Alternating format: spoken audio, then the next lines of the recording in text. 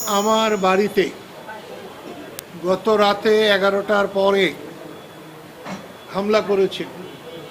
কারা করেছে আমরা জানি না, কিন্তু 10-12 জন লোক, এবং তার মধ্যে মনে হয় বেশি বাচ্চা ছিল,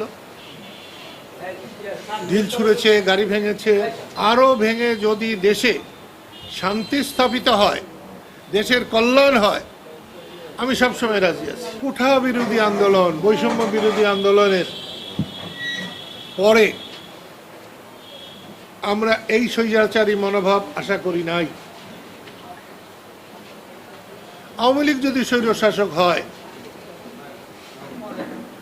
তাহলে আজকের অ্যাক্টিভিটিস, কর্মকাণ্ড, তাকে আমরা কি বলে অভিহিত করব? শেখ হাসিনার সঙ্গে আমার দীর্ঘ 26 বছর আমরা নতুন দল করেছি, রাত দিন সংগ্রাম করেছি। আওয়ামী লীগ আমাদেরকে বহু প্রোগ্রাম করতে দেয় নাই।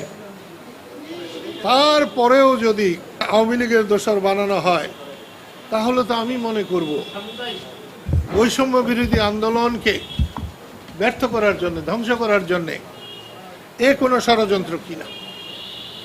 সেই জন্য আপনাদের মাধ্যমে আমার বাড়ি ভেঙেছে, আরও ভাঙুক। বঙ্গবন্ধুর 32-এর বাড়িতে যখন গিয়েছিলাম, আমার গাড়ি ভেঙেছিল।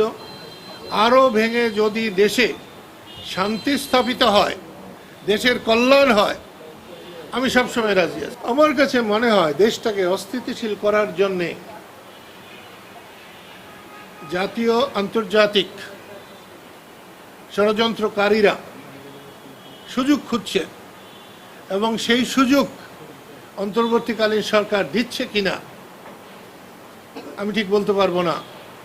তবে এই সমস্ত আমার মতো মানুষের, যাকে রাষ্ট্র সর্বোচ্চ বীরত্বসূচক খেতাব দিয়েছে, একমাত্র বাঙালি, তার বাড়ি যদি নিরাপদ না থাকে, আমার সাধারণ গরিব দুঃখী মানুষের বাড়ি নিরাপদ কেমনে হবে? এই হামলা, চোরা গুপ্তা হামলা, এটা বন্ধ করা হোক।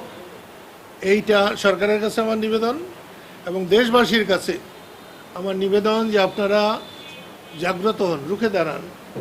এই রকম অন্যায়কে সহ্য করলে পরবর্তী বংশধরদের জীবন, সম্পদ, সম্মান সবই হুমকির মধ্যে পড়বে।